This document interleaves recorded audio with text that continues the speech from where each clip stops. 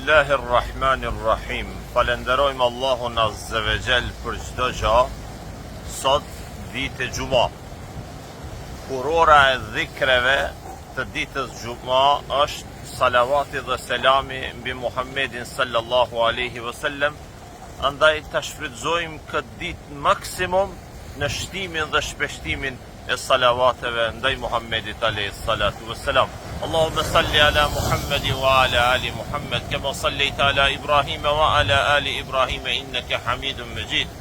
Allahumma barik ala Muhammadin wa ala ali Muhammad kama barakta ala Ibrahim wa ala ali Ibrahim innaka Hamidum Majid.